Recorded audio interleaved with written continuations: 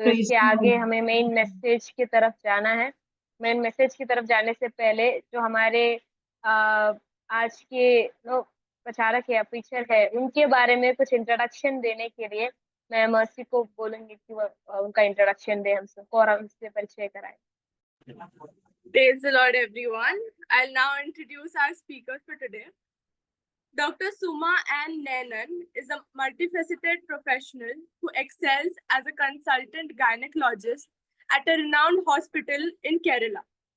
With her extensive medical expertise, she provides compassionate care to her patients.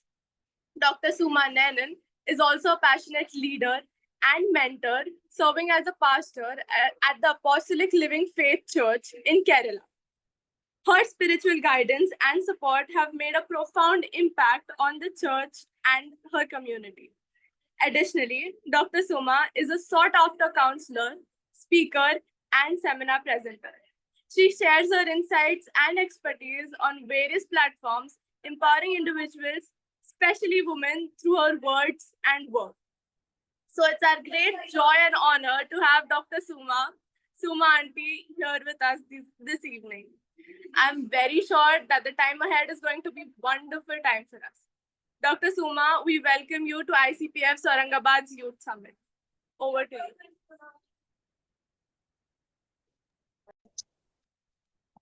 Thank you so much. Thank you so much. Am I audible? Is my voice clear? Yes. Yes. Thank you so much, Lovelyn, and all the leaders of ICPF Aurangabad. I may not know many of you, and I think I can talk in English and Hindi. Maybe you all are comfortable with Hindi also. It is such a great privilege for me to be part of this meeting tonight. Lovelyn is a very good friend, sister of mine, and we have been in touch for quite a long period of time. And she would always tell me about Aurangabad, ICPF, the children there, their challenges, and all those kind of things. On and off, I always get a feedback about them. Are you all comfortable with English or Hindi? I can speak in both. You can maybe put in the chat.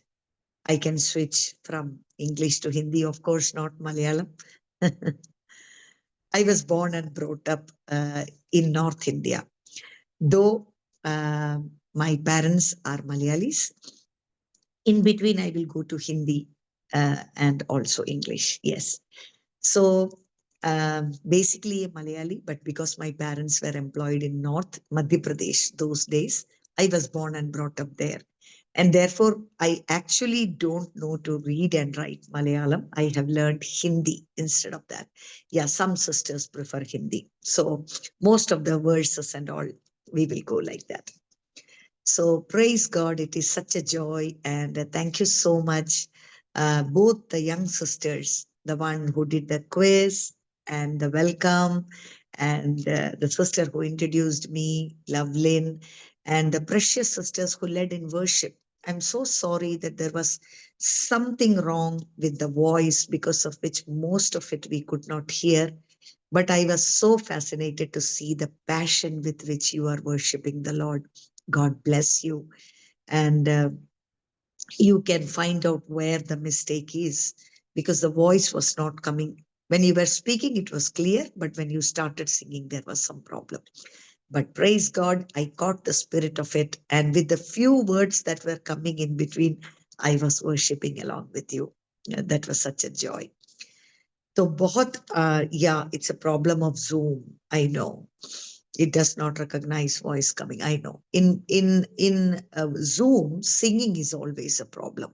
Otherwise, it has to be so set, like with the mic and things like that. I think something is there, but that's all right. And all my dear sisters, no, I can't see all of you, but जितने लोग आप अपना camera चालू कर सकते हैं, आप जरूर करें, क्योंकि अच्छा लगता है ना, आपस में हम देखेंगे और केवल बहनें हैं. We are all sisters. मेरे सामने 1 घंटा है, 9:30 बजे तक का टाइम है. I always prefer that you ask questions. मुझे बहुत अच्छा लगता है जब आप लोग सवाल पूछते हैं, क्योंकि मैं बहुत बड़ा भाषण नहीं देना चाहूंगी आपको। वैसे बहुत ज्यादा चीजें हैं मेरे दिल में जो मैं आपसे बांटना चाहूंगी, क्योंकि पता नहीं मैं कहाँ से शुरू करूं और कहाँ से कहाँ खत्म करूं, क्योंकि विमेन आर माय वीकनेस, ठीक है, दे आर माय पैशन। जैसे सिस्टर ने, बहन ने बताया कि by profession I am a gynaecologist, 25 years I am in this field. तो जैसा आप लोगों को पता है ना, मैं ऐसे सिंपल से बात करूंगी, कहानी जैसे बोलूंगी, बहुत बड़ा भाषण जैसे आपको नहीं लगना चाहिए। गायनेकोलॉजी फील्ड बहुत बिजी रहता है, टेंशन वाला रहता है, तो बहुत लोग नहीं जाना चाहते हैं उसमें। अगर चले भी गए तो बहुत फ्रस्ट्रेटेड रहते हैं, बहुत स्ट्रेस्ड रहते हैं। लेकिन प्रभु की दया से, for me it is more of A calling in God. मैं कभी नहीं लेना चाहती थी ये फील्ड, पर कुछ ऐसा एक्सपीरियंस हुआ लाइफ में जब हम मिशन फील्ड में काम कर रहे थे। I got to see the suffering of women from very close quarters, especially in North India, which challenged me to take this thing. और पिछले 25 सालों से मैं केवल और केवल बहनों के साथ मेरा संबंध है, even in my work place. क्योंकि जैसा आप लोग जानते हैं, 12 साल से ऊपर की लड़कियों को उनका जॉब ही, जब से उनका पीरियड शुरू होता है तब से लेकर के उनके मेनोपॉज तक, ठीक है, इवन उसके बाद भी they are our patients when it comes to their reproductive system. तो बहुत गहरा संबंध है बहनों से। And over a period of time, शादी के बाद, I also got into church ministry, started relating to women at that spiritual level also. उसके बाद मैंने काउंसलिंग कोर्स भी किया, क्योंकि मुझे ये समझ में आया कि मोस्ट ऑफ द विमेन, है ना, हमारा कॉन्फ्लिक्ट हमारे मन में रहता है, हमारे इमोशंस में रहता है। वो एक बहुत बड़ी ताकत है जो परमेश्वर ने हमें दी है, that we are emotional, compassionate beings, and that we have lot of capacity to feel, you know, to feel the sorrow of other people, to love and be loved. वो सब खूबियां हैं जो परमेश्वर ने एक बहन को दिया है। लेकिन कई बार इसका जो है ऑपोजिट भी हो जाता है हमारे साथ। जो पॉजिटिव के लिए दिया है वो नेगेटिव में भी बदल जाता है। तो इसलिए उनके along with treating their medical conditions and their bodies, along with helping them grow spiritually, I also became equipped. I equipped myself to help them in their mind, in their will and their emotions. तो ऐसे overall womanhood के बारे में जो है मेरा एक passion है। आप चाहे अपने शारीरिक बातों के बारे में बोले, आत्मिक बातों के बारे में बोले, या फिर आप अपना जो है सोल, या जिसको हम कहते हैं ना अपना मन, आपके विचारों में जो उलझन है, या फिर all those mental struggles and stress, ये तीनों फील्ड में प्रभु हमको चंगा देखना चाहते हैं। तो आप मुझे कोई भी सब्जेक्ट दे दे, ये तीनों फील्ड में कोई भी सब्जेक्ट दे दे, तो मैं घंटों भर आपसे बात करते रह जाऊं, so I will just touch here and there, and today mainly we have the mind thing in our topic. तो let us start. जैसे फर्स्ट थेसलोनियंस में इसके बारे में कहा गया है कि प्रभु ने हमें कैसा रचा है, ठीक है। The Lord has created us, first Thessalonians chapter 5 और उसका 23, माने for the sake of being fast, मैं खुद ही पढ़ लेती हूँ, ठीक है। वहां पर क्या कहा गया है, शांति का, first Thessalonians chapter 5 and verse 23, 23वां वचन, शांति का परमेश्वर आप ही तुम्हें पूरी रीति से पवित्र करे, और तुम्हारी आत्मा और प्राण और देह हमारे प्रभु यीशु मसीह के आने तक पूरे पूरे और निर्दोष सुरक्षित रहे। Praise the Lord. May the God of peace himself sanctify you entirely. और इसके बाद क्या क्या कहा गया है, जब आपके एंटायरिटी के बारे में कहा जाता है, तो ना तो आप केवल एक बॉडी है, ना तो केवल आप सोल हैं, ना तो आप केवल स्पिरिट है. God has created us in these 3 units. Okay. And what is that? May your spirit and soul and body be preserved complete without blame at the coming of our Lord Jesus Christ. Praise the Lord. तो ये प्रभु के आंखों में ये तीनों equally important है. जब आप इन तीनों एरियाज में जब आप स्वस्थ रहते हैं, only then you can function as a healthy individual in every area that God wants you to be. So you have to be basically a spiritual person who has a very prosperous soul and a healthy body. Okay, that is when you can function in the maximum potential. Yes, if anybody has questions, please send it to Lovelyn so that she can coordinate the questions. ठीक है, आप उनको personally भी भेज सकते हो, कुछ भी पूछ सकते हो आप. I love women. I love to spend time with women. Praise God. तो अपनी गवाही के बारे में मैं ज्यादा कुछ नहीं बताऊंगी, केवल इतना that it was in the year 1993. Okay, I was a very nominal Christian. वो चर्च में आना जाना, क्योंकि हम क्रिश्चियन फैमिली में हमारा जन्म हुआ, पले बढ़े, तो इसीलिए हमको ये सिखाया जाता है कि हाँ तुम मसीही हो, अब अच्छे से रहना, बस किसी के साथ बुरा नहीं करना, चर्च जाना, टाइथ देना, बस ओके. लेकिन ऐसे जो पवित्र आत्मा के द्वारा, वो बहुत लंबा कहानी है, सब कुछ नहीं बताऊंगी. मेरा गवाही YouTube में है, मैं उसका लिंक लाउलिन को दे दूंगी, तो आप लोग सुन लेना. बहुत अच्छा गवाही है, कैसे मैंने प्रभु को पाया, कैसे प्रभु ने मुझे पाया. It's a passionate love story that I share with Jesus. तो उसको आप सुन लें, परंतु केवल इतना बताना चाहूंगी कि मेरा जिंदगी पूरा पूरा बदल गया. ठीक है, आई अंडरस्टूड कि केवल एक मसीही परिवार में जन्म लेने कारण आप मसीही नहीं बनते हो. आपको प्रभु यीशु मसीह के साथ व्यक्तिगत संबंध बनाना पड़ता है. जैसे हम यूहन्ना 3 में पढ़ते हैं, we read in John chapter 3, Jesus said to Nicodemus, you cannot enter the kingdom of God if you are not born again. You have to be born again. जैसे एक बार हम सब अपना बर्थडे जानते हैं, ठीक है, कोई आपसे पूछ ले कि आपका बर्थडे कब है, तो ऐसे आप कंफ्यूज नहीं रहते हो ना, आप बताते हो. उसी तरह से आत्मा में बाय द होली स्पिरिट जब आपका दूसरा जन्म होता है, इतना बड़ा एक्सपीरियंस है वो हमारी जिंदगी में, जब पवित्र आत्मा के द्वारा हमें अपने पापों का बोध्य होता है कि ओ आई एम ए सिनर. साधारणतः मनुष्यों को वो नहीं होता है, क्योंकि हम आपस में कंपैरिजन करते हैं, ठीक है, और हमें लगता है कि नहीं हम तो अच्छे हैं, हम उनके तरह बुरे थोड़ी हैं, हमारे में ये खूबी है वो खूबी है, हमने किसी का बुरा नहीं किया, हमने किसी का कत्ल नहीं किया है, आई am not an immoral person. हम सब अपने बारे में ये सोचते हैं कि हम धर्मी हैं.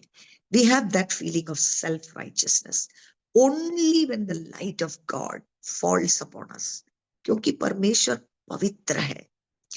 ठीक है, और जब उनकी पवित्रता का वो जो लाइट, वो रोशनी हमारे ऊपर पड़ता है, तब जाकर के हमें समझ में आता है कि हम कितने गिरे हुए हैं, पापी हैं. In the standards of God, हमारे विचार, हमारा दिल, हमारा दिमाग, क्या हमारे अंदर चलता है, वो आपके the closest people around you may not understand, but God can see you in and out, through and through. ठीक है, तो ऐसा एक गहरा पश्चाताप परमेश्वर ने मेरे अंदर में दिया, तब जाकर के क्रूस का बलिदान, वो क्यों, कैसे, किस लिए, ऐसी बातों का प्रकाशन मेरे दिल में आया, और प्रभु ने मुझे वो बड़ा वो जो सैल्वेशन है उसको स्वीकार करने में परमेश्वर ने मेरी सहायता की. Praise the Lord. And it was in the year 1993. Okay, the greatest miracle in my life. मैं ऐसे नहीं हुआ करती थी. I was a very different person, I was very arrogant. ठीक है, वो बहुत अलग था, और अगर मैंने प्रभु को नहीं पाया होता, प्रभु ने मुझे नहीं पाया होता, तो पता नहीं आज मेरा जिंदगी क्या हुआ होता. और जैसे बहनों ने गाया कि प्रभु का प्रेम, दैट इज वन थिंग, डर के मारे मैं प्रभु में नहीं आई, ठीक है, बीमारी के कारण नहीं आई, गरीबी के कारण नहीं आई, और आशीष पाने के लिए भी नहीं, पर प्रभु का जो प्रेम है, ओ माय गॉड, ऐसा प्रेम जो आपको कहीं ना मिले, किसी से भी ना मिले, that kind of love that fascinated me completely. You know, I became forever a love slave of Jesus Christ, and that is what has turned my life upside down. और उस समय के बाद शुरुआत में तो मुझे ऐसे लगा कि कोई थोड़ा ऐसा इमोशनल एक्सपीरियंस होगा, but since that time my life has never been the same again. Hallelujah. My life has never been the same again. तो उसी समय से जो है मेरी यात्रा शुरू हुई परमेश्वर के साथ, and I began to realise and understand the importance of God's word. ठीक है, तो वो मैं आपको आज गायनेकोलॉजी ज्यादा नहीं बता पाऊंगी. अगर आपका सवाल है तो आप पूछें. स्पिरिचुअल लाइफ के बारे में बात करना मुझे बहुत पसंद है, ठीक है, कि कैसे हम प्रभु में आगे बढ़े, कैसे हम बढ़ते हैं. ओके, पर उसके लिए भी आज मैं ज्यादा समय नहीं लूंगी. Today we are going to mainly focus upon our soul. Okay, just a minute. Give me 1 minute. There is some sound coming in the background. I will just correct that and come back.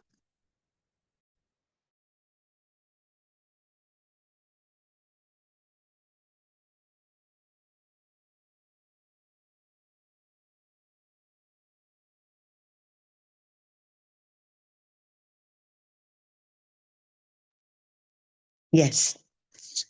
Sorry for the interruption. Yeah. So today we will be basically, this is very important. ये समझना हमारे लिए बहुत जरूरी है. We live in a body. We are a spirit. We are basically spirit beings. That is what makes us special.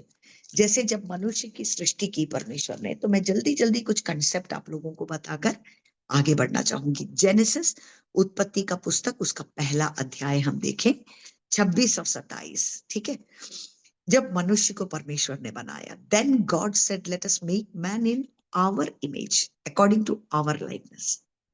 तो प्रभु ने अपनी समानता में और अपने स्वरूप में हमारी सृष्टि की. And what does that mean? 27th verse कहता है, God created man in his image, which means God is spirit. तो वो क्या चीज है जो हमको जानवरों से श्रेष्ठ और अलग बनाता है? They also, we have seen some of you who have pets, how loving they are, how sweet they are, sometimes even better than people. लोग ऐसा कहते हैं ना. उनका जो अटैचमेंट पेट्स से रहता है, वो कई बार उनके ह्यूमन रिलेशनशिप से भी ज्यादा रहता है, क्योंकि जानवरों में भी वो इमोशन है. ठीक है, but what is it that makes you different is that you are created in the image of God. केवल ये शरीर नहीं जो आपको बाहर दिखता है, या फिर आपका मन, आपकी इच्छा शक्ति और आपका जो इमोशन है, केवल वो नहीं है. आप केवल ये नहीं है, आपके अंदर में वो आत्मा है. That indestructible part is there inside of you, the God part inside of you, which is the spirit.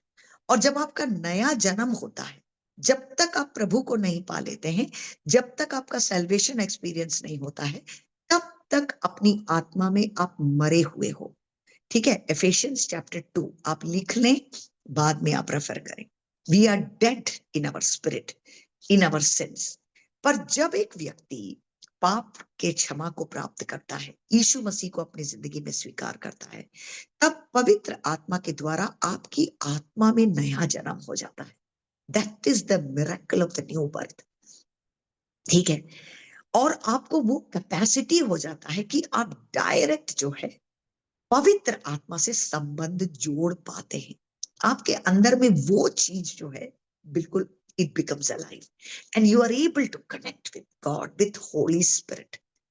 That is the beautiful thing that happens to a person when you receive Jesus Christ. तो वही यहां पर कहा गया है. और प्रभु की क्या इच्छा थी, देखिए 27th वर्स. अब ये क्योंकि वुमन समिट है, तो मेरा सबसे बड़ा पैशन है वुमनहुड. Biblical womanhood. अब मैं उस रास्ते जाऊं तो it is a different message all together, that a woman is such a beautiful and special creation in God's kingdom. देखिए, और 27वां वचन, और परमेश्वर ने मनुष्य को अपने स्वरूप के अनुसार उत्पन्न किया, अपने ही स्वरूप के अनुसार परमेश्वर ने उसको उत्पन्न किया, नर और नारी करके उसने मनुष्य की सृष्टि की। देखिए, this is the beautiful plan of God, that he decided a male is not enough, let me create.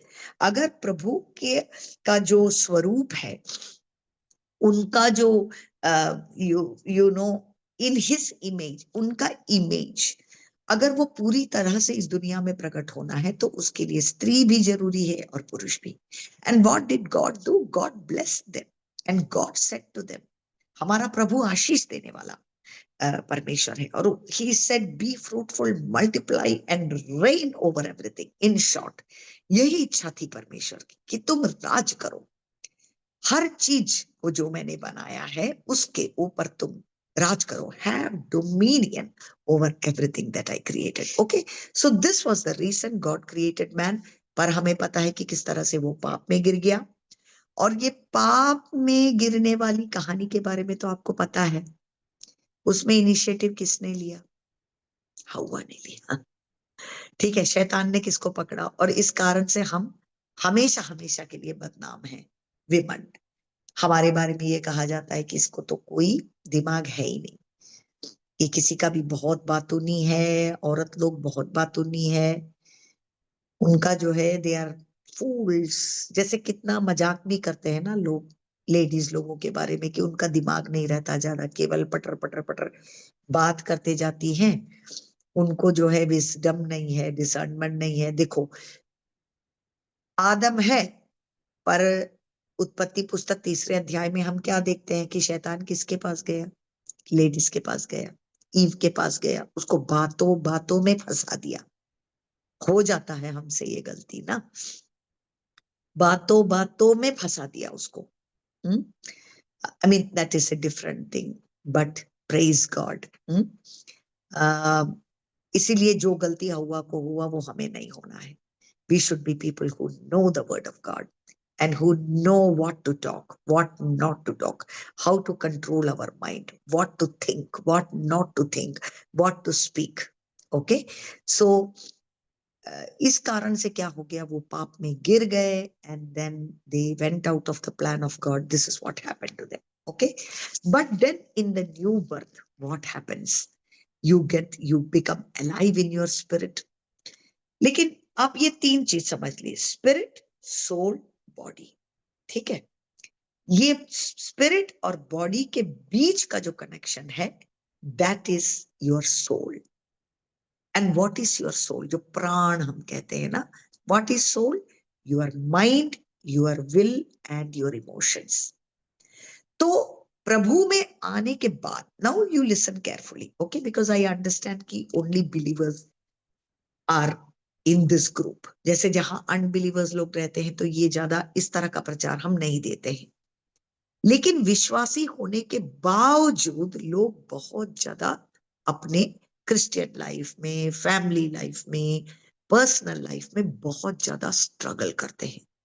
क्योंकि अगर आप देखें कि मसीह ने क्या प्रॉमिस दिया है, अमेजिंग प्रॉमिस, जब एक व्यक्ति प्रभु में आ जाता है तो उसको अनंत जीवन मिल जाता है। Like Jesus said, you know, you will have rivers of living water flowing from you.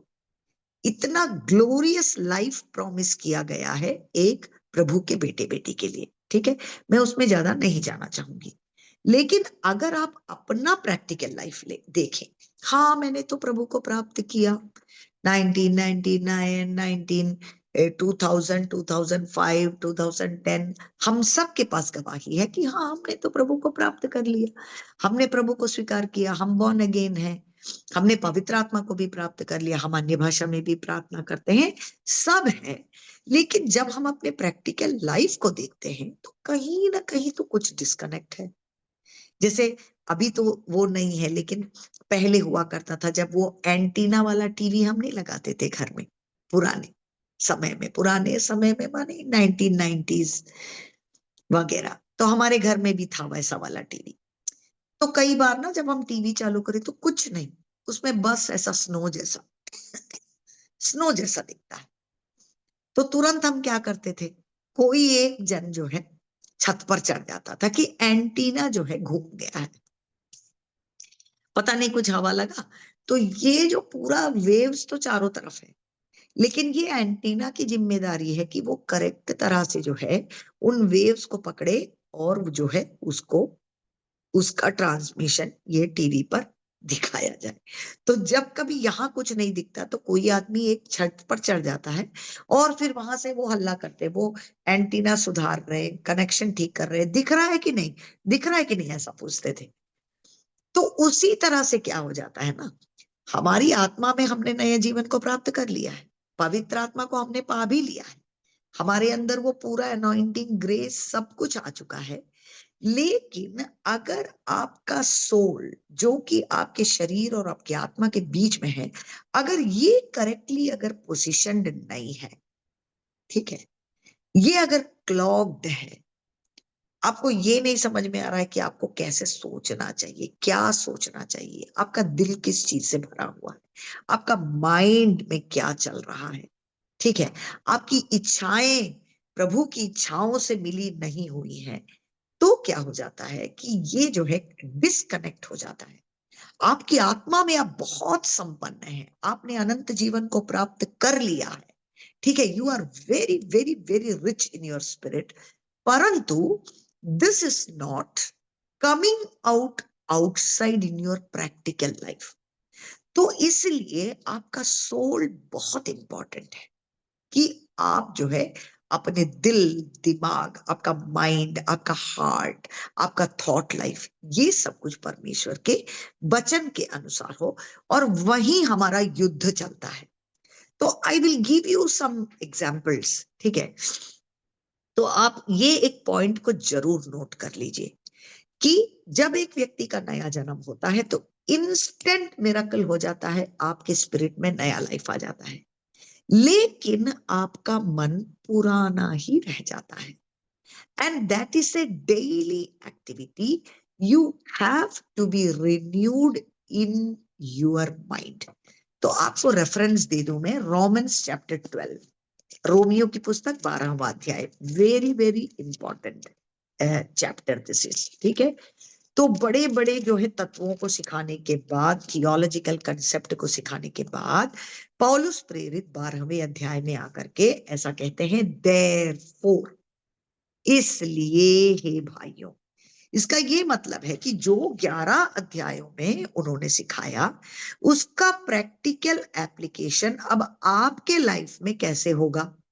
देखो, कहता है, इसलिए हे भाइयों, मैं तुमसे परमेश्वर की दया स्मरण दिलाकर विनती करता हूं कि अपने शरीरों को जीवित और पवित्र और परमेश्वर को भावता हुआ बलिदान करके चढ़ाओ, यही तुम्हारी आत्मिक सेवा है। सोचिए, ये विश्वासियों से कहा गया है, that you present your bodies. Okay. Okay. Welcome everyone who is in the meeting. You know, we love all of you and the word of God is for everyone. Thank you so much. So, look at that, that your bodies are not wicked. कई बार हम ऐसे सोचते हैं कि हमारे जिंदगी में कमजोरियां, पाप सब इसलिए आ जाता है क्योंकि ये शरीर है ना, ये शरीर। No, God wants you to present your bodies. When Jesus came to this earth, he lived in a body. Okay, he lived in a body, but he never sinned. So the problem is not with your body. क्या कहा गया है आपको कि present your bodies as a living sacrifice. पवित्रता में तुम जियो, ठीक है। और दूसरा वचन हमारे लिए इंपॉर्टेंट है, क्या कहता है, and do not be conformed to this world but be transformed by the renewing of your mind so that you may prove what the will of God is, that which is good and acceptable and perfect. ठीक है, हम सब will of God जानना चाहते हैं, हिंदी में भी पढ़ लेते हैं, और इस संसार के सदृश ना बनो, परंतु तुम्हारी बुद्धि के नए हो जाने से तुम्हारा चाल चलन भी बदलता जाए। जिससे तुम परमेश्वर की भली और भावती और सिद्ध इच्छा अनुभव से मालूम करते रहो। तो देख लीजिए यहाँ का क्या कहता है कि तुम्हारा चाल चलन कैसे बदलेगा, जब तुम्हारी बुद्धि नई हो जाएगी। So renewal of mind is a very important daily exercise for every believer. ये आपको डेली बेसिस पे करते रहना है। यू कैनॉट रिलैक्स सेइंग कि मैं तो परमेश्वर की बेटा बन गया, बेटी बन गई, तो चलो नाउ एवरीथिंग इज ओवर, मेरा तो अभी रिजर्वेशन हो गया। No, if you have to know them, you have to renew your mind, which means आपका thought life आपको daily examine करना है कि मेरे मन से क्या गुजरता है, मैं क्या सोचता हूं, क्या सोचती हूं, is it in accordance with the word of God। कैसे हम अपने मन को नया बनाते हैं, ठीक है, कैसे हम अपने मन को जो है परमेश्वर की इच्छा में लेकर के आते हैं। You have to renew your mind, huh? It is very important for God, your thought life is very important for God। जैसा प्रोवर्ब्स में कहा गया है, as a man thinks in his heart so is he। You can never rise above your thought life, this is a fact। Okay, आपकी चिंताएं, आपके सोच विचार के ऊपर आप कभी नहीं उठ सकते हैं। तो वो परमेश्वर के लिए बहुत इंपॉर्टेंट चीज है। आज कईयों की जिंदगी में, विश्वासियों की जिंदगी में ऐसा देखा जाता है, हम प्रार्थना करते हैं, आराधना करते हैं, उपवास करते हैं, चर्च में जाते हैं, बाइबल भी पढ़ते हैं, पर हमारा सोच तो पुराना है। ठीक है, हमारा सोच पुराना है। God wants us, to think according to His word। जैसा भजन संहिता में हम पढ़ते हैं, Psalms chapter 1, what does it say? Blessed is the man who does not walk in the counsel of the wicked, nor stand in the path of sinners, nor sit in the seat of scoffers, but his delight is in the law of the Lord, and in his law he meditates day and night। परंतु वह तो यहोवा की व्यवस्था से प्रसन्न रहता और उसकी व्यवस्था पर रात दिन ध्यान करता रहता है। तो आपके सोच विचार, जैसे ना हम कितना टेंशन करते हैं, मैं आपको सिंपल से बता रही हूँ, ठीक है, क्या आपका are you filled with faith, hope and love? Do you know the fruit of the spirit? Love, joy, peace, patience, self-control, kindness, brotherly love, ठीक है, that 9 fruit of the Holy Spirit। क्या वो आपके दिल में, दिमाग में, are you filled with that? What is your heart filled with? Many times we are afraid, we are hopeless, we are discouraged, we are stressed out, we are anxious, हम डरे रहते हैं, ठीक है। नाम से हमको लोग विश्वासी बोलते हैं, पर हमारा दिल अविश्वास से भरा रहता है। We are hopeless. एक छोटा चीज हो जाता है तो हम टेंशन में चले जाते हैं, कल के बारे में इतनी चिंताएं हमारे अंदर में है। तो वो दिल और दिमाग का वातावरण अगर अच्छा नहीं है तो आप प्रभु में आगे नहीं बढ़ सकते हैं, अनंत जीवन का अनुभव आप प्राप्त नहीं कर सकते हैं, क्योंकि वो आपके आत्मा में जो पवित्र आत्मा का गिफ्टिंग है, जो फ्रूट है, वो जो है, जैसे ना मान लीजिए कि वो बाहर बह नहीं सकता। मसीह के शब्दों में क्या है कि अगर आप प्रभु में विश्वास करते हैं तो आपके अंदर से reverse of living water will flow out of you. पर अगर आपके दिल में इस तरह का नेगेटिविटी है, नेगेटिव इमोशंस है, तो वो बिल्कुल एक जो है हिंड्रेंस बन जाता है। And the beauty of eternal life, the rivers of living water is not able to flow out from you. जैसे कि एक बड़ा सा डैम बन गया है ना, और बंद है बिल्कुल। So your mind should be very very healthy and godly. तो आपको अभी एक प्रैक्टिकल मैं ये बताऊंगी कि जस्ट calm down, ठीक है, एंड एग्जामिन योरसेल्फ. जब कई बार हमको ऐसा कहा जाता है ना कि एग्जाम, जब प्रभु भोज लेने के पहले हमसे कहा जाता है कि हर व्यक्ति अपने आप को जो है एग्जामिन करे. ये आप एक डेली एक्सरसाइज बनाइए. Take half an hour quiet time when you calm down. Do a thought journaling कि आज मेरा दिल कैसा है, क्या क्या मेरा सोच क्या है, how is my thought life. You right it down, ठीक है. यू तो ना, जैसे हम आईने में अपने आप को देखते हैं, आपको समझ में आएगा कि आपके मन में क्या चल रहा है.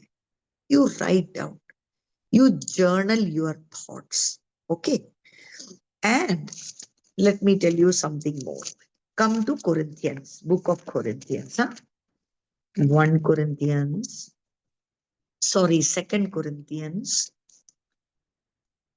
It is after the book of Romans, okay. 2 Corinthians and chapter 10, इसका verse 4 or 5. In fact, I hope many of you have read Joyce Meyer's book, The Battlefield of Mind. वो इंग्लिश, हिंदी, हर भाषा में, लॉट ऑफ लैंग्वेजेस में translated है. अगर आपने उस पुस्तक को नहीं पढ़ा है तो आप जरूर उसको परचेज करें, पढ़ें. The battle field of mind by Joyce Meyer. सच पूछो तो हमारा माइंड जो है एक बहुत बड़ा बैटल फील्ड है, वहीं पर युद्ध चलता है, ठीक है. तो देखिए, उसका एक रेफरेंस हम पढ़ेंगे, 2 कोरिंथियंस चैप्टर 10 फ्रॉम वर्स 3, ठीक है. पौलुस अपने आत्मिक अधिकार के विषय में बोलता है. वो सिखाते हैं, क्योंकि यद्यपि हम शरीर में चलते फिरते हैं तो भी शरीर के अनुसार नहीं लड़ते, क्योंकि हमारी लड़ाई के हथियार शारीरिक नहीं पर गढ़ों को ढा देने के लिए परमेश्वर के द्वारा सामर्थी हैं. So Paul is speaking about a battle. He is saying we are all in a battle. He is saying we have weapons of warfare, but they are not carnal. So where is this battle happening in our life? And which is the battle that you have to win so that you will have a victorious life? There is a battle. As you all know, we have an enemy. है? जैसे देख लीजिए, Edan के बगीचे में कितना सुंदर माहौल है, जहां परमेश्वर है, आदम है, हवा है. जैसे हम पिक्चर में नहीं देखते हैं हैप्पी लाइफ, वहां झगड़ा करने वाला कोई है ही नहीं. इतना सुंदर बगीचा. और परमेश्वर भी, he is not like a, you know, like a policeman, like many of us think. He is a good father. तो हर दिन जो है परमेश्वर आते हैं, आदम और हवा के साथ उनका जो है समय व्यतीत करते हैं. आदम और हवा के बीच में कोई झगड़ा नहीं, दोनों बहुत खुश. और इसी सुंदर वातावरण में, जैसे कई बार हम पिक्चर में नहीं देखते हैं, अचानक से एक विलन आ जाता है, उसी तरह से अचानक से इनकी खुशी को बर्बाद करने के लिए बगीचे में कौन आ जाता है? शैतान आता है, सांप सर्प के रूप में आता है. See, there is an eternal, God has an enemy, that is Satan. इसीलिए आज युद्ध है. अगर केवल प्रभु हैं और हम हैं और आप हैं तो कोई दिक्कत है ही नहीं, हम सब खुश रहते, पाप कभी दुनिया में आता ही नहीं. But God has an enemy, he is Satan, he is wicked, ठीक है. He is exact opposite of God in everything. God loves, he hates and destroys people. God saves, Satan kills. God blesses, Satan curses. God heals, Satan brings in death. तो एक ऐसा enemy है, शैतान है, जो प्रभु का भी जो के विरोध में है और हमारे विरोध में भी है. जो कोई प्रभु के निकट आना चाहता है, हर कोई इसका भी विरोधी बन जाता है. अगर आप उसके कैंप में चले जाएं तो वो खुश है, फिर आप और वो दोनों खुश रहेंगे. वो आपको धीरे धीरे मारता जाएगा, आपको पता भी नहीं चलेगा. लेकिन अगर आप प्रभु के करीब आना चाहेंगे तो ये रेसिस्टेंस आप फील करेंगे. The enemy will try to distract you, pull you back. Okay, तो वही लड़ाई के बारे में यहाँ कहा गया है। चौथा वचन कहता है, for the weapons of our warfare are not of the flesh but divinely powerful for the destruction of fortresses. और पांचवा वचन कहता है, सो हम कल्पनाओं को और हर एक ऊंची बात को जो परमेश्वर की पहचान के विरोध में उठती है खंडन करते हैं, और हर एक भावना को कैद करके मसीह का आज्ञाकारी बना देते हैं।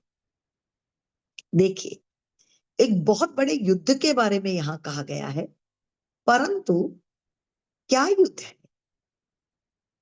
हमारे घर वाले, हमारे परिवार के लोग, हमारे पड़ोसी, या फिर जो है जहां पर हम काम करते हैं हमारे कोलीग, वो नहीं, वो हमारे शत्रु नहीं है। Satan is our enemy। और वो हमें कैसे अटैक करता है पता है? उसका अटैक हमारे माइंड पर रहता है। ये बात आप समझ लें।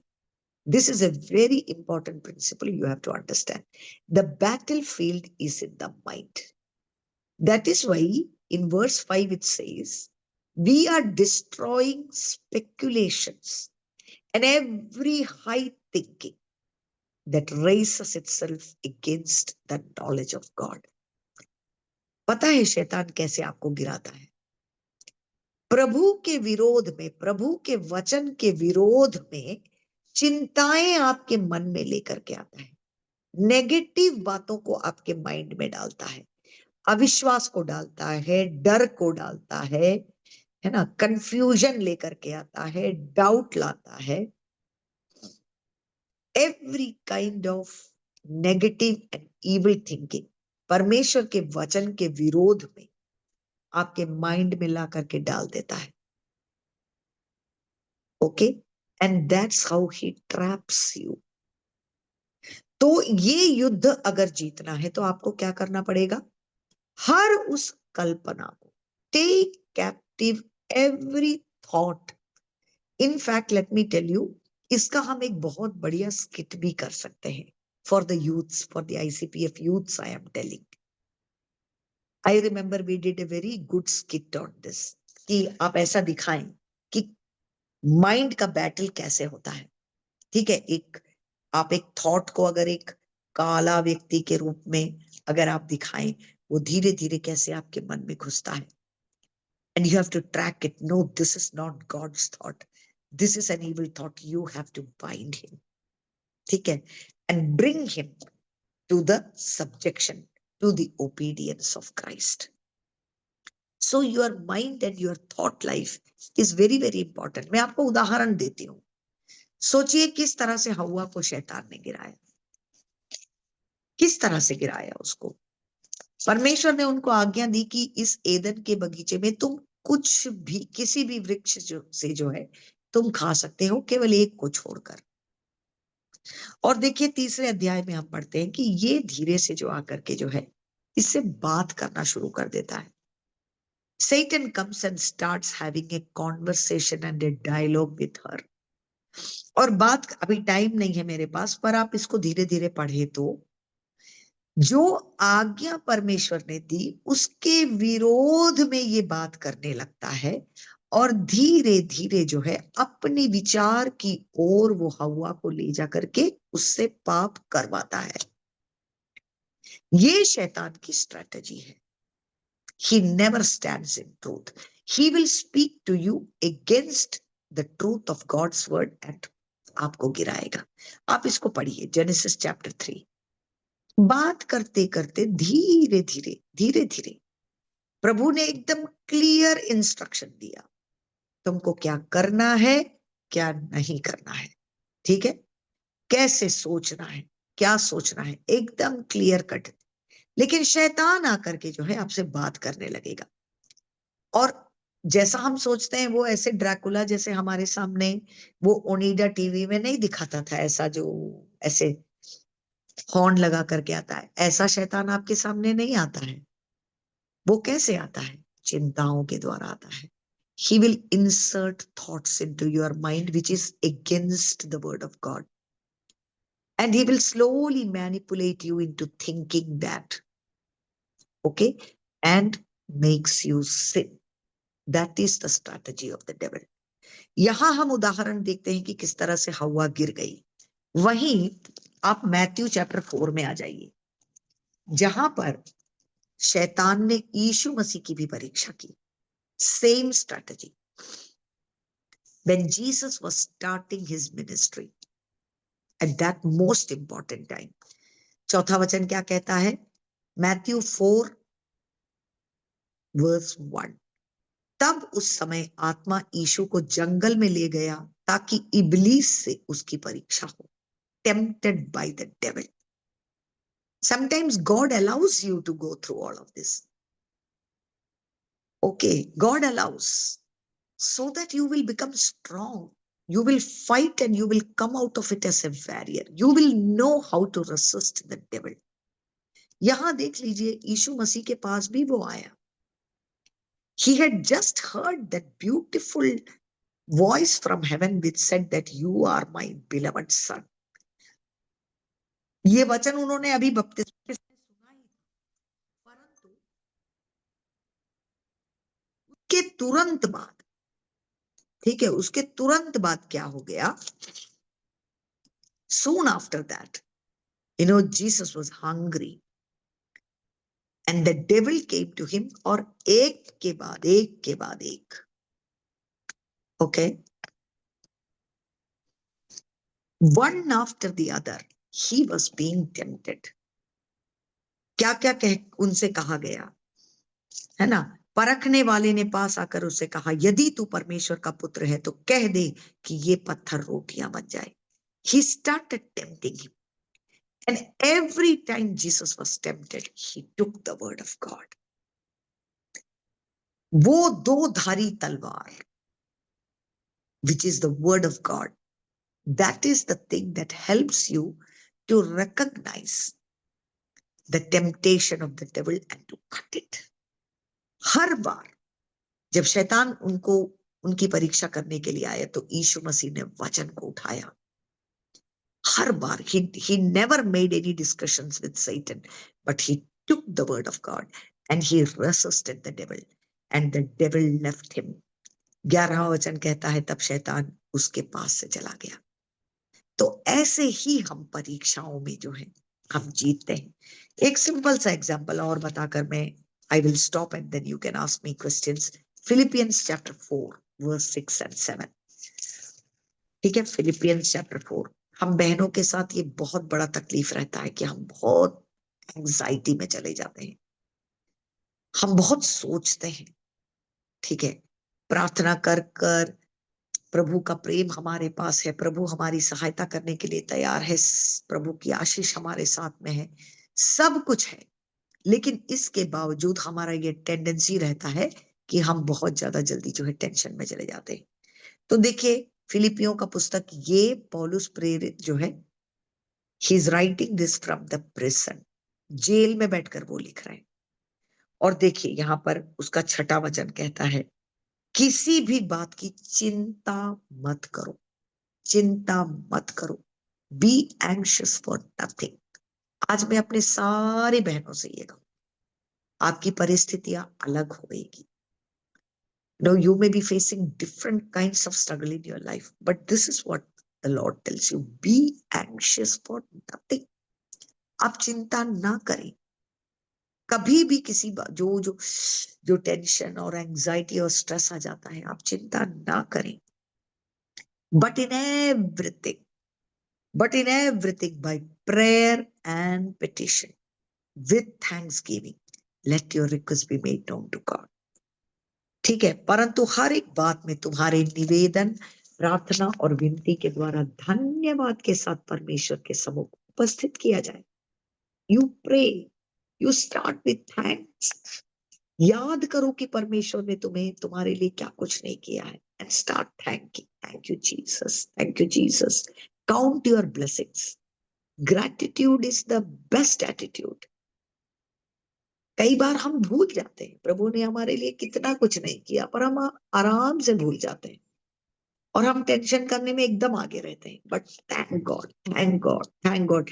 और वो बिल्कुल उसका इफेक्ट कैसे होता है मालूम?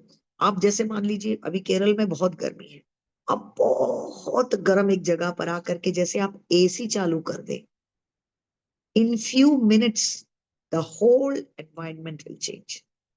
बाहर बहुत गर्मी है, लेकिन आप दरवाजा बंद कर दें, खिड़की बंद कर दें, एसी चलाएं, उसके अंदर बैठ जाएं, थोड़ी देर में आपका वातावरण बदल जाता है। बिल्कुल इसी तरह से आपकी परिस्थितियां नहीं बदलेंगी, लेकिन जब आप धन्यवाद करना शुरू कर देंगे ना, when you start thanking God, thanking God, thanking God, when you start thanking God, आपको भी नहीं पता चलेगा, कुछ समय में आपका वो जो है बिल्कुल वातावरण चेंज हो जाएगा। जो आपका टेंशन है पता नहीं कहाँ उड़ जाएगा। और देखिए, ये परमेश्वर का ये एक प्रॉमिस है आपके लिए।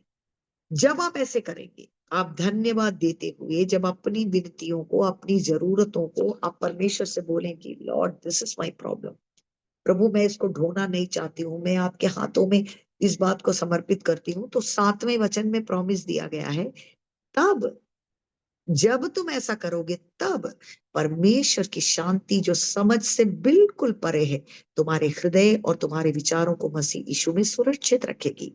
And the peace of God which passes all understanding will guard your heart and your mind in Christ Jesus. हमको भी नहीं समझ में आएगा कि अरे हमारा प्रॉब्लम तो अभी सॉल्व हुआ नहीं, परिस्थितियों में कोई अंतर तो हुआ नहीं, परंतु इतना शांति, हमारा दिल और दिमाग परमेश्वर की शांति से भर जाता है। And then you can function properly, then you can think properly. क्योंकि जब हम डर जाते हैं, है ना, जब हमारा वो टेंशन हो जाता है, तो हमारा दिमाग काम करना बंद कर देता है, और फिर हम कुछ भी कर देते हैं, कुछ भी बोलते हैं, डर जाते हैं ना, and we become so restless. So और उसी के नीचे बताया गया है, finally brethren, whatever is true, whatever is honourable, whatever is right, whatever is pure, whatever is lovely, whatever is of good repute, if there is any excellence and if there is anything worthy of praise, dwell on these things. आप कभी negativity की तरफ ना जाएं, कभी भी किसी negative चीजों को अपनी जिंदगी में स्थान ना दें। ओके, सो क्योंकि हमारा समय बहुत आगे चला गया है, I will just stop with this and I pray and I bless all my sisters.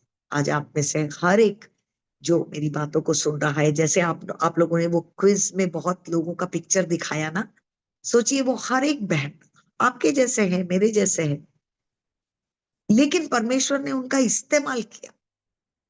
इसी तरह से आपको और मुझे परमेश्वर हमारा इस्तेमाल करना चाहते हैं, to bless other people, to do great things in the kingdom of God.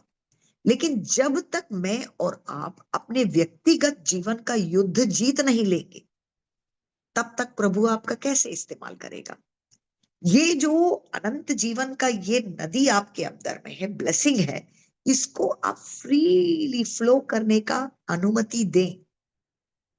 Okay, until and unless you win the battlefield of your mind and you become a victorious person, how can God make you a channel of blessing for other people? ठीक है, इसीलिए ये जरूरी है। आप हमेशा डर रहे हैं, आप टेंशन में हैं, ठीक है, आप अपना प्रॉब्लम नहीं सॉल्व कर पा रहे, छोटी छोटी बातों में आप गिर जाते हैं, तो प्रभु आपको कैसे इस्तेमाल करेगा? आप तो अपने आप में उलझे हुए हैं, अपने आप में टेंशन में गिरे हुए हैं, आपका प्रॉब्लम ही नहीं खत्म हो रहा है। माने प्रॉब्लम नहीं खत्म होने का ये मतलब कि आप अपने उलझनों से बाहर नहीं निकल रहे, आपके दिल में शांति नहीं है, तो आप किसी और को क्या शांति देंगे, क्या बोलेंगे? आपके माइंड में क्लैरिटी नहीं है, तो आप किसी और को क्या देंगे? आप प्रभु के प्रेम को महसूस नहीं कर पा रहे हैं, तो किसी और को आप क्या प्रेम देंगे? आपके खुद के दिल में अगर आशा नहीं है, निराशा है, तो आप किसी और को क्या आशा देंगे? You understand? So that is why God wants to heal you. God wants to heal you in your body, in your mind. कईयों को तो मैं इनर हीलिंग का भी सेशन करती हूँ, कईयों को तो बचपन से लेकर के जो हर्ट हमारी जिंदगी में आया, जो अब्यूज किया किसी ने, या किसी ने बुरा बर्ताव किया, या हमारे मम्मी पापा अगर वो they were not loving और any incident, वो उस समय से लेकर के जो हर्ट और पेन और ग्रज और ऑफेंस और अनफॉरगिवनेस अपने दिल में सालों से जमा किए रहते हैं और वो डिप्रेशन में चले जाते हैं। उनको पता नहीं, वो देखते हैं कि आज तो कोई प्रॉब्लम है नहीं, पर पता नहीं कुछ तो है जो मुझे पीछे खींचता है। ठीक है, ऐसे लोग, अगर ऐसी परिस्थिति आप महसूस करते हैं तो आप काउंसलिंग लें, इनर हीलिंग सेशन अटेंड करें। बस God wants to make you a channel of blessing. Okay, thank you so much. Now I open the thing for questions, and Lovelyn, you can coordinate. Yes, thank you so much. God bless you all. I'm just muting for the time being. Whenever you are asking a question, I will unmute and give you the answer. Thank you so much. Yeah, I have forwarded the questions to Aksa. Aksa, beta, you can. Okay, so we have some questions. तो पहला ऐसे सवाल है कि how can women overcome the limitations in their mind? That's the question. How can women overcome the limitations in their mind? Okay, बेटा एक बात मैं बताऊं तो women have no limitations in their mind. At least God has not given you any limitations. Every lady, देखो उसका time नहीं है मेरे पास आज, पर आप जो Proverbs 31 में जो लेडी वर्चुअस वुमन के बारे में बताया ना, वो आप सब पढ़ें, उसको लिख लें अपने बेडरूम में, अपने किचन में। वर्किंग में guide my female students. Okay, ये इसको आप वो Proverbs 31 में जो लेडी के बारे में डिस्क्रिप्शन है, इसको बड़ा सा लिख के अपने बेडरूम में, अपने ड्रेसिंग टेबल में, अपने किचन में चिपका लो। कोई स्पेसिफिक लिमिटेशन एक लेडी के माइंड में नहीं है। जो लिमिटेशन आप बनाते हैं वही आपका लिमिटेशन है। तो अपने थॉट लाइफ को हेल्थी बनाओ। ठीक है, मत इंतजार करो कि कोई आकर के तुम्हारी सहायता करेगा। ये काम आपका, ये आपका होमवर्क है, ये आपको खुद करना है। ठीक है, अगर आप प्रभु में आ चुके हो, you have come to the Lord, you have to sit down. There are no easy, no shortcuts. Spend time in prayer, quiet time करें, प्रभु से सहायता मांगे, परमेश्वर के वचन को पढ़ें। ठीक है, और अपने आप को एनालाइज करें। आपका एक मेंटर होना चाहिए जिससे आप अपनी बातों को शेयर करें, जो आपसे स्पिरिचुअली मैच्योर है। आपको डिसाइपलशिप में आगे बढ़ना है, जहां आप परमेश्वर के वचन के ज्ञान को सीखें, वो आपके अंदर आए, और जो नेगेटिविटी आपके अंदर में है उसको हटाएं। This is an active exercise which all of you have to do. कोई स्पेसिफिक लिमिटेशन किसी भी स्त्री के दिमाग में है ही नहीं। Okay, you are strong, you are smart, and you can think the thoughts of God. हो सकता है पिछले जो सालों में, छोटी उम्र में, या आप आपके जवानी के दिनों में कुछ हादसा, कुछ हो गया है आपके साथ, जिसके कारण आपने चोट खा लिया है, जिसका स्पेसिफिक डीलिंग होना चाहिए। If you have a mentor, pastor, कोई है, तो आप उनके पास जाएं, अपने आप को खोलें उनके सामने। ठीक है, मैं प्रोफेशनल काउंसलिंग भी करती हूँ। अगर आपको ऐसा कोई हेल्प चाहिए तो आप लवलीन से जरूर मेरा नंबर लें, हम सेशन शेड्यूल कर सकते हैं। नहीं तो जो आपके साथ में है, you meet with them, talk to them, open your life, tell what your struggles are. There is a way out for you. Okay, thank you so much. And one question I had in personal chat where someone was asking me कि adolescents के साथ हम कैसा, adolescents के लिए I give sex, a Christian perspective में आपको जो है sex education देना है उनको। ठीक है, and there is an over kind of a hype saying कि वो mood swing हो जाता है, पीरियड के समय में हार्मोन डिस्टर्बेंस हो जाता है। तो होता है कुछ, पर आप उसको इतना भी बड़ा ना बनाएं। ठीक है, जो प्री मेंस्ट्रुअल सिंड्रोम ये है, I always say that every child of God should be controlled and led by the Spirit of God, not by your hormones. अपने हार्मोन को इतना ज्यादा स्थान भी मत दो। ठीक है। एंड एडोलेसेंस के लिए I would say Christian perspective में उनको बढ़िया सेक्स एजुकेशन दीजिए, क्योंकि बहुत ज्यादा स्ट्रगल उनको उस एज में इसलिए होता है क्योंकि अब उनके शरीर में क्या हो रहा है, पीरियड्स के बारे में, ठीक है, उनके शरीर में, उनके दिल दिमाग में जो ऑपोजिट सेक्स से उनको अट्रैक्शन होता है, तो उसको कैसे वो डील करें, जो एक्स्ट्रा एंजाइटी होता है, जो आइडेंटिटी क्राइसिस उस एज में, आप उनको सीख दीजिए। आप खुद सीखे पहले और उनको सीख दीजिए। Give them a very good education about what is happening to them. And I have seen, tell them about womanhood. कई लड़कियां तो अपने वुमनहुड को कभी रिसीव नहीं कर पाती। Give them a good perspective about biblical womanhood, of the dignity of womanhood. You are not a inferior being. You are a beautiful creation of God, and God has a role for you, you know. तो ऐसी बातों को हम सिखाएं। Education is very powerful. We educate them about every other thing, but not about the basic values of our life, of womanhood. तो वो करना चाहिए हमें। Yeah, that's my answer. Okay, so Any next question है कि जैसे आपने हमें परमेश्वर की इच्छा के बारे में बताया, तो कैसे एक जन जान सकता है कि कोई चीज something is the will of God? मतलब तो हो सकता है कि वो परमेश्वर की तरफ से हो सकता है कि वो फ्लेश की तरफ से हो सकता है कि वो डेविल की तरफ से हो। हम कैसे उसको पहचाने कि वो परमेश्वर की तरफ से उसका आंसर बेटा पूरा पूरा वो रोमन्स चैप्टर 12 1 और 2 एकदम धीरे धीरे से पढ़े, ठीक है। तो उसका आंसर वहीं पर है। हाउ विल, जैसे अपन पहले जैसे क्वेश्चन आंसर नहीं, अगर कोई क्वेश्चन है तो आप वो टेक्स्ट बुक से जहां उसका आंसर है उसको अंडरलाइन करते हैं, उसी तरह से आपको उसका आंसर रोमन्स 12 2 में है। जैसे अगर आप ये क्वेश्चन पूछे, how will someone know the will of God, तो उसका आंसर आपको वहीं से मिलेगा, by the renewal of your mind.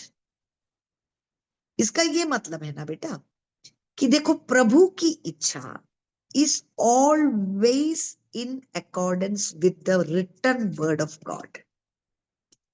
प्रभु कभी भी आपसे कुछ ऐसे चीज के बारे में बातचीत नहीं करेगा जो कि परमेश्वर के वचन के विरोध में। He will never speak. अभी एक एग्जाम्पल में आपको बता रहे हैं ना, जैसे अभी शादी के बारे में ज्यादातर लड़कियों को वो एज में वही रहता है, गॉड्स विल, किससे शादी करें, किससे शादी करें, ठीक है। तो ये प्रभु के लिए दिक्कत नहीं है कि वो कितना उसका लंबाई होना चाहिए, ठीक है, उसका पर्सनालिटी और ये और वो दुनिया भर का वो मलयाली है कि वो ये है कि वो, पर एक वचन जरूर है जो ये आपसे कहता है कि believers should not be unequally yoked together with unbelievers, ठीक है। ये एक वचन है जो आपको गाइडेंस देता है। This one word is there which tells you, do not be unequally yoked together with unbelievers. तो बाकी सब आप थोड़ा बहुत आप अपना इच्छा, अपने पापा मम्मी का इच्छा जो भी करो, पर एक विश्वासी कभी भी एक अविश्वासी के साथ मैरिज में संबंध नहीं जोड़ सकता। अब कोई कितना भी बोल दे कि हमको विजन मिल गया, रात में सपना मिल गया, प्रभु ने हमको ये बात किया, या फिर इस भविष्यवक्ता ने मुझसे बोला, no, God's will never contradict the written word of God. ये वो श्योर चीज है जिससे, तो इसके लिए आपको पहले वचन का ज्ञान होना चाहिए। अभी देखो, हव्वा को ऐसे ही फंसा दिया शैतान ने, उसको बोलते बोलते उसको क्लियरली बोलना चाहिए था, प्रभु ने हमसे बोला है कि बाकी सब खा लो, बस इस वृक्ष से फल नहीं खाना। तो अगर प्रभु ने बोला फल नहीं खाना तो नहीं खाना, बस कोई उसके बारे में उससे, it's very clear, there is no discussion on that. पर वो बात करते करते, नहीं तुम खाओ, ये अच्छा है, तुम इसको खाओगे तो तुम प्रभु के जैसे बन जाओगे। तो वो शैतान के साथ वो डिस्कशन में जाते जाते दैट सिंपल थिंग से वो फिसल गई। नहीं खाना जो बोला उसको खा लिया उसने, कि वो धीरे धीरे जाके उसने उस फ्रूट को देखा कि तो बढ़िया है, दिखने में भी अच्छा लग रहा है, इसका टेस्ट भी अच्छा होएगा। ठीक है, you understand how we fault. But Jesus was never tempted, क्योंकि शैतान ने उससे बातचीत किया, प्रभु ने हर बार वचन को उठाया। Every time he lifted the word of God, full stop. तो कोई आपको, जैसे मैं एग्जांपल ना, सिंपल सा एग्जांपल, अभी कोई अविश्वासी लड़का है ना, पर आपको इतना प्रेम लग रहा है उससे, और उस समय ऐसा भी लगता है, जब आपका दिल ऐसा चला जाता है ना, इमोशन, तो आपको लगता है कि प्रभु का आवाज सुन लिया। फिर आप प्रभु से बोलते कि अगर आज शाम वो रेड शर्ट पहनकर आता है तो प्रभु सचमुच ये आपकी इच्छा है, और वो रेड शर्ट जरूर पहन के आएगा। पर ये कोई प्रभु के वचन की व्यवस्था है नहीं। आपको ऐसा साइन मांगने का जरूरत भी नहीं है, क्या उसने प्रभु को पाया है, क्या वो विश्वासी है, क्या उसने बपतिस्मा पाया है, क्या उसने प्रभु की आत्मा को पाया है। अगर नहीं है तो तुम्हारा उससे कोई संबंध है ही नहीं, ऐसा वचन में तो क्लियरली लिखा है। जब वचन में इतना क्लियर लिखा है तो तुम उसके बारे में क्या प्रार्थना करते जा रहे हो, क्या साइन मांगते जा रहे हो। तो वचन का ज्ञान होना चाहिए। अगर तुम्हें वचन का ज्ञान नहीं है तो शैतान तुमको गिराएगा, तुमको समझ में ही नहीं आएगा कि प्रभु की इच्छा क्या है। ये कहीं आसमान में लिखा हुआ थोड़ी मिलेगा तुमको। तुम वचन सीखो, जितना वचन का ज्ञान तुम्हारे अंदर में आएगा उतना तुमको रेवलेशन मिलते जाएगा कि oh this is the will of God, oh this is not the will of God. As simple as that बेटा। ओके, तो इसको कंटिन्यू करते हुए नेक्स्ट सवाल है कि how to let go of things, be it people, incidents और failures. क्या बेटा, how to let go of Things, be it people, incidents or failures. How to let it go. If you don't, नहीं, मुझे वो एक word नहीं मिला। How to let go of what things, things. yeah, things. Be it people, incidents or okay, failures. अच्छा, okay, या see first of all how to let go, तो इसका एक मतलब आप समझ लीजिए, आपने इसको पकड़ के रखा है तो आपको छोड़ देना बस। See when you are asking how to let go, इसका क्या मतलब है, ये आपकी जिंदगी में है तो आपने इसको पकड़ के रखा है कहीं ना कहीं, तो इसने जब जड़ पकड़ लिया आपकी जिंदगी में। Now this is still there in your life, whether it be unforgiveness, whether it be pain, whether it be hurt, whether it be someone you loved, no, someone who was close to you पर वो छोड़ के चला गया तुम्हें, ठीक है, या फिर some maybe फादर मदर जिनका डेथ हो गया, ठीक है, या कुछ भी हो सकता है ना, या कोई फेलियर, तो वो आज भी वो नेगेटिव या वो इसलिए है क्योंकि तुमने उसको पकड़ के रखा है। How to let go, first of all you have to decide to let go. आपको ये एक्नॉलेज करना है कि हाँ मैंने इसको पकड़ के रखा है आज भी। I am not letting go, that is why it is still there in my life. तो पहले तुम्हारा डीलिंग होना है तुम्हारे दिल में। You are not letting go of it, that is why it is still there in your life. So it is first of all you sitting in the presence of God and realising कि हाँ ये failure है, ये अनफॉरगिवनेस है, ये soul tie है, मैं क्यों इसको पकड़ के रखी भाई। देखो, परमेश्वर के बारे में आपको एक बात समझना है, he is a very gentle person, Holi spirit. वो जबरदस्ती नहीं करता तुमसे, ठीक है। Now you have held something, तो वो आके आपके हाथ से छीन कर परमेश्वर नहीं ले जाएगा। आपको खुद समझना है कि अगर ये मेरे लिए हानिकारक है तो मैं क्यों पकड़ कर रखी हूं इसको। अगर ये ऐसा चीज है जो मुझे समर्पित करना है, नीचे रखना है, तो द फर्स्ट रियलाइजेशन आपको होना है, क्योंकि ये आपको ही करना है। प्रभु कभी, देखो, अब्राहम से जब परमेश्वर ने बोला इसहाक को तुम क्या करो, अर्पण करो, क्योंकि वो उससे जो है पर्सनल लेवल पर जो अटैचमेंट शुरू हो गया ना, तो प्रभु ने बोला नहीं, इसको रखो, put it on the altar. So first of all आप ये रियलाइज करें कि ये जो भी नेगेटिव चीज, हाउ टू लेट गो आप पूछ रहे हैं ना, तो ये आपकी जिंदगी में आज इसलिए है क्योंकि आपने इसको पकड़ रखा है। तो फर्स्ट ऑफ ऑल वो रियलाइजेशन, वो एक्नॉलेजमेंट, प्रभु की उपस्थिति में तुम प्रार्थना करो, तुम रो, तुम पश्चाताप करो, तुम रिकॉग्नाइज करो कि प्रभु ये खराब चीज मैंने इसको पकड़ रखा है। आपका रियलाइजेशन नंबर 1 का स्टेप है। फिर आपको ये समझना है कि no, I don't want it, you have to make a decision, this is doing harm in me, I don't want it Lord, ठीक है। And then you have to make an active thing to lay it down.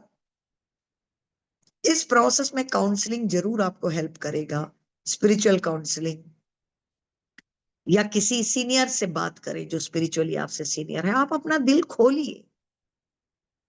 हो सकता है कि आप खुद ये चीज ना कर पा रहे हो, पर काउंसलिंग वगैरह ना, वो एक आईने में देखने जैसा है। somebody will help you through the journey, guide you कि आपका प्रॉब्लम कहाँ है, आपको हेल्प मिलेगा।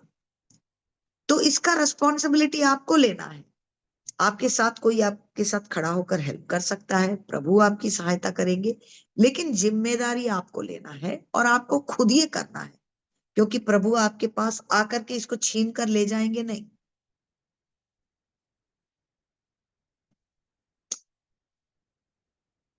ओके, सो अगला सवाल है कि how do I know whether I am burdened with a thought, means if I am a over thinker, how do I know how if do I am a over thinker? Over thinker, अब देखिए अपने thought life को आप खुद examine करिए। Over thinking का ये मतलब है ना कि आपको अपने थॉट लाइफ पर कंट्रोल नहीं मिल रहा है। तो क्या आप परेशान हैं? एक्चुअली कोई और आपको कैसे जज कर सकता है ना, आप खुद ही अपने लिए सबसे अच्छे जज हो। तो आप सोचो, अगर आप कोई चीज आराम से नहीं कर पा रहे हो, आप अपने परफॉर्मेंस को देखो, सुबह से लेकर के एक दिन 24 आवर्स, जैसे अपन ऑडिट नहीं करते हैं, इस तरह से खुद अपने आप को ऑडिट करो, एग्जामिन करो, थॉट जर्नलिंग करो। एक दिन सुबह से लेकर शाम तक तुम क्या क्या करते हो, तुम्हारा टाइम कैसे बीतता है, राइट इट डाउन, ठीक है। तब आपको समझ, अगर कहीं आप एक जगह बैठ करके ऐसे बिना कुछ किए, अगर बहुत ज्यादा टाइम इसमें जा रहा है तो कुछ तो गड़बड़ है। हम प्रार्थना करते समय भी चुपचाप बैठते हैं, पर उस समय हम प्रभु से बात करते हैं, प्रार्थना करते हैं, वो प्रोडक्टिव टाइम रहता है। और जब आप प्रार्थना करने के लिए बैठते हो, वहां से उठते हो, तो आपका लाइफ और एनरिच हो जाता है। You become more peaceful, you become more focused. पर आप प्रार्थना करने के लिए बैठे हो, पर जब आपने बैठा, उस समय से ज्यादा बर्डन होकर अगर वहां से उठते हो, तो कुछ तो गड़बड़ है। तुमने प्रार्थना तो किया नहीं, पता नहीं, शायद तुमने कुछ ऐसे, you spend lot of time thinking. तो आप एग्जामिन करो। तो अगर आप स्टक हो, आप प्रोडक्टिवली कुछ कर नहीं पा रहे हो, एक ही चीज के चारों तरफ अगर बार बार बार बार बार बार बार बार आपका दिमाग घूमता है, तो ओवर थिंकिंग का प्रॉब्लम आपको है। That's how you recognise.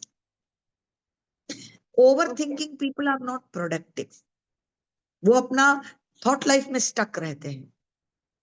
कोई एक चीज है, वो उनको घुमाते रहता है। तो आप अपना प्रोडक्टिविटी देखिए, आपका टाइम आप कैसे यूटिलाइज कर रहे हैं। ये चीज आपको ज्ञान देगा कि आप कहाँ फंसे हुए हो। ओके, सो अभी हम, मतलब मेरे पास 3 सवाल है, लेकिन आप एक डॉक्टर है खुद, तो as a doctor, how do you counsel the patients from other beliefs? So do you get to counsel them too? and how do you go forward in it? Actually बेटा मेरे लिए देखो, अब मैं हॉस्पिटल में हूं तो all kinds of people come to me. तो चर्च में है जहां पर केवल विश्वासी लोग हैं, नहीं तो मेरे काउंसलिंग सेंटर में भी all kinds of people come. Somehow मेरे लिए ऐसा बड़ा डिवीजन है नहीं बेटा, मैं ऐसा बोलूंगी, because I see a human being first as a human being. ठीक है, तो वो जब अपना दुख दर्द लेकर के आते हैं ना, तो मुझे पहले वो उनका जात और धर्म ये सब नहीं दिखता। I feel lot of compassion for them. तो मेरा ये स्टाइल है, हर लोगों का अलग अलग स्टाइल होता है, मेरा ये स्टाइल है, तो I just treat them as a human being. I just am filled with the love of God and compassion for them. और जब वो अपना प्रॉब्लम बोलते हैं तो I just listen to it. जैसे मेरा ये अप्रोच है कि अगर कोई भूखा मेरे पास आया तो उसको खाना खिलाओ। तुमको पहले उसका जात और धर्म क्यों जानना है ना, पहले उसको खाना दो। वो जिस जरूरत से आया वो पहले उसको दो ना। अब मैं हॉस्पिटल में बैठे हैं, कोई प्रेग्नेंट लेडी मेरे पास, I don't give special consideration if they are a Christian और ए बिलीवर, नहीं। मेरे पास जो भी आया ना, for me they are so precious, they are God's creation.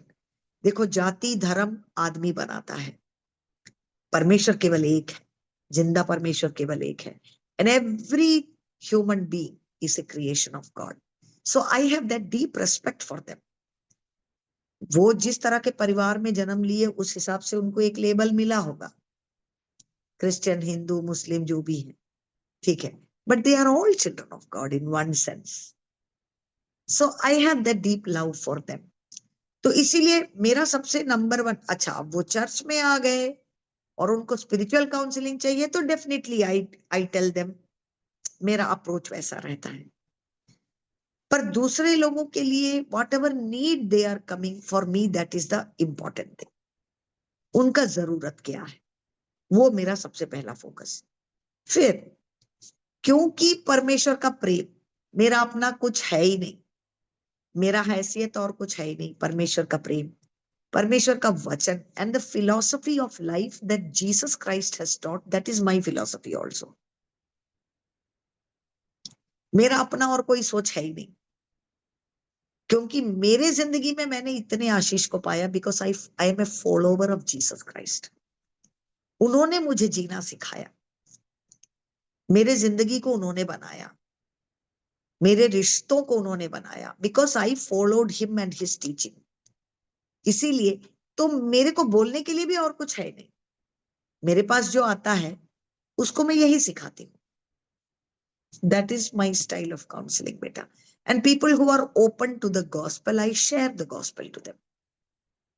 पर ऐसा नहीं कि कोई मेरे सामने आ गया तो उसको उसकी सहायता में इसलिए नहीं करती कि किसी तरह से इसको जो है मैंने गॉस्पेल बताना है, नहीं। Their need is purely my first consideration.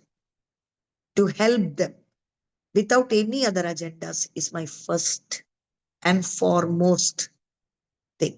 जैसे कोई एक रिलेशनशिप प्रॉब्लम लेकर के आया तो पहले उसको सुलझाना, उसके बारे में ज्ञान देना।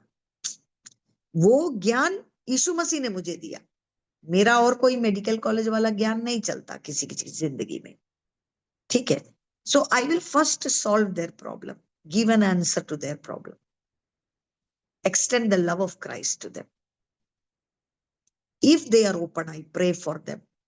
I tell the gospel to them. But that is not the hidden agenda behind me helping them. Okay. I love them because I help them because I love them. Thank you so much.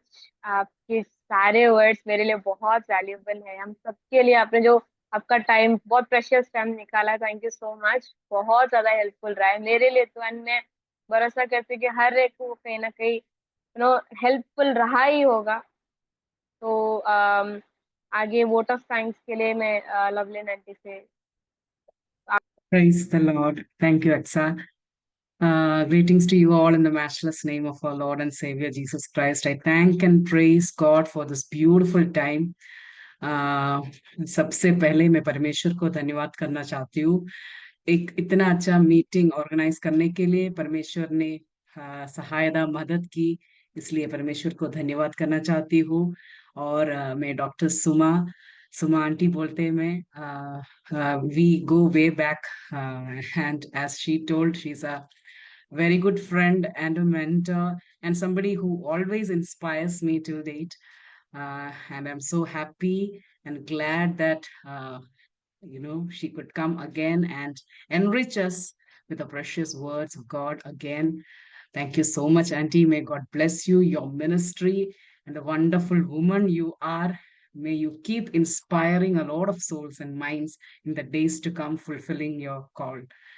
Next, I would like to thank my dear kids who stood along with me to make this program a beautiful event. Thank you, Exa, for wonderfully handling it. Thank you, Dr. Mamta and team from Ahmednagar. Though you had some, complications in the voice, but still, thank you for joining on time and doing a wonderful worship. Thank you, dear Mercy. Thank you, Mariam Didi, for that blessed opening prayer. And everyone, I want to thank you for joining today. And I'm very sure that God has blessed all of your lives. Let's keep being that wonderful woman of God, fulfilling our purpose, winning over all the battles of our mind. And let's keep moving forward. May God bless you all. Thank you so much. May God bless you. Thank you, lovely. Thank you all, dear ones. God bless you. Thank you. And also, I want to thank you, lovely auntie. You forgot yourself. Thank you so much for organizing this session for all of us. Thank you so much for making it happen. So we'll close with a prayer. So I would ask Sarah auntie to please pray the closing prayer. Precious Father God, we thank you, Lord Father, for this time. Jesus, we thank you, Father God, for the wonderful time that you gave us, Abba, Father. Lord Jesus, Father, you connected each of us, Father God, in such a, Father God, beautiful way, Father, and you spoke to each of us, my Father God. You have counseled us, and Lord, you have renewed our mind, Abba, Father. Yes, Lord, Father God, you have, Father, through your word, Lord Jesus, you have given us discernment, Father God, to discern the thoughts, Lord Jesus, which are from you, which are from the evil one. Father God, fill us, Father, with more and more of your grace and your strength, Abba, Father. Lord Jesus, daily to walk with you and to, Father, to resist every thought, Lord, which is not from you, Father God. Help us to dwell in you, Father God, day and night, Abba, Father. Thank you, Lord, especially for Dr. Suma, Father. We thank you, Lord, for using your servant, Abba, so powerfully, Father, Lord, for all the ministries that you have given her. Thank you, Lord, for making her your weapon, Father, for reaching out to innumerable lives through her profession, through her counseling, through her very life, my Father God. And together we bless her in your name. Father, strengthen her and protect her and her family, Abba, Father. Continue to use her, continue to fill her with more and more grace, and Father, use her for many more souls, Abba, Father, who are still awaiting, Father God, to, Father, listen to these healing words, Father God, Lord Jesus, which will strengthen them, Abba, Father. We thank you, Lord, for Dublin's sister and all those who, Father, Lord Jesus, arranged this, Father, who coordinated, and all those who attended, Abba, Father. We fully believe that this will never go, Father, in vain, Lord Jesus. Thank you, Father. Once again, Father, we submit all of us unto thy mighty hands, and we give you all glory, honor, and praise. In Jesus' name we pray. Amen.